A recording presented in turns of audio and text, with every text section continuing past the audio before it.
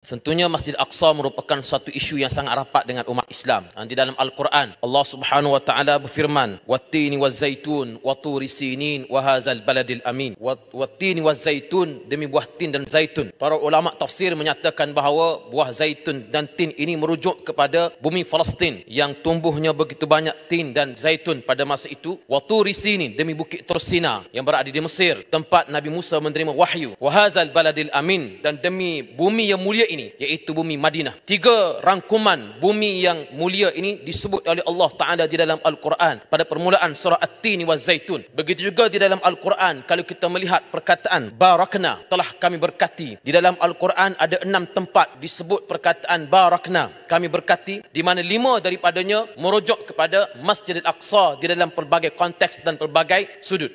Datuk yang Tuan Yang Dipertua, inilah dia kemuliaan Masjid Al-Aqsa, dan kerana itulah apabila isu Palestin berlaku pada hari ini, ia sangat rapat dengan umat Islam. 6 Oktober 2023 yang lepas, pihak Hamas memilih tarikh ini sebagaimana disebut oleh sahabat saya daripada SIK tadi, iaitu mengenang kembali bagaimana peperangan Yom Kippur yang berlaku tahun 73, yang menyaksikan bagaimana buat kali pertama tentera Israel pada zaman moden ini telah terpaksa mengaku kekalahan mereka. Maka yang disebut sebagai 6 Oktober atau dalam bahasa Arabnya Sita Oktober, yang di Mesir pada hari ini, 6 Oktober ini merupakan hari cuti kerana pada 73 mereka berjaya menewaskan tentera Israel pada masa itu. Dan kita melihat bagaimana gerakan yang penuh strategi yang dibuat oleh gerakan Hamas ini berjaya menghancurkan aset-aset Israel, termasuk pengkalan tentera dan juga balai polis. Setakat kita berada dalam dewan pada hari ini, 123,000 pula rakyat Palestin hilang tempat tinggal, dengan 74,000 berlindung di sekolah dan bangunan awam yang lain. Mungkin ada di kalangan rakyat Malaysia berpendapat bahawa kesengsaraan warga Palestin adalah hasil dari tindakan kurang cerdik tentera Hamas di Gaza yang telah melancarkan serangan sebelum itu. Ini yang disebut oleh sebahagian daripada mereka yang tidak faham tentang isu ini. Mereka mungkin merasakan semua ini boleh dielakkan jika Hamas kononnya tidak cari fasal dengan menyerang Israel. Sebenarnya, sesiapa yang punya pandangan seperti itu perlu disedarkan bahawa kefahaman mereka tentang apa yang berlaku di Palestin itu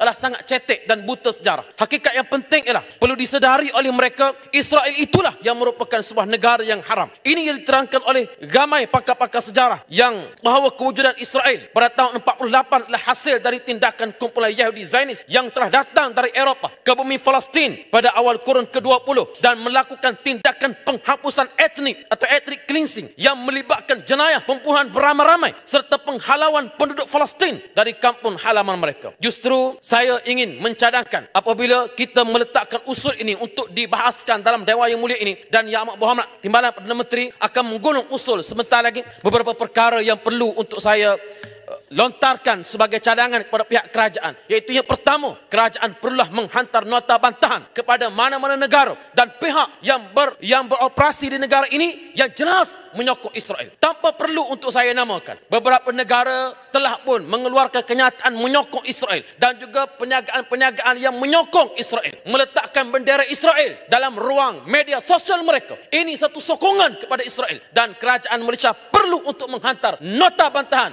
kepada mereka seperti ini, dan seolah-olah mereka telah menyatakan pendirian yang sangat kontradik dengan kerajaan Malaysia. Kita juga perlu untuk menegaskan kembali pendirian kita untuk tidak bertolak ansur dengan sebarang normalisasi dengan Israel yang disebut oleh rakan-rakan sebentar tadi. Ya, itu tidaklah perlu sampai kepada peringkat kita memutuskan hubungan dengan negara-negara di Teluk ataupun di Timur Tengah dan negara-negara lain. Tetapi hubungan persahabatan kita dengan negara-negara ini tidaklah sampai kepada peringkat kita meredai normalisasi dengan Israel. Justru alhamdulillah, sehingga ke hari ini Malaysia merupakan di antara negara terkehadapan yang menyatakan pendirian tidak setuju dengan Israel. Bahkan di dalam pasport kita itu sendiri dinyatakan bahawa di antara negara yang tak boleh dimasuki dengan pasport sah daripada Malaysia ialah negara haram Israel. Itulah yang perlu untuk kita nyatakan bahawa sebarang usaha untuk normalisasi dengan Israel daripada negara mana sekali di Teluk, di Timur Tengah, bahkan negara-negara Arab sekalipun, apabila mereka mengadakan hubungan normalisasi dengan Israel, mereka telah khianat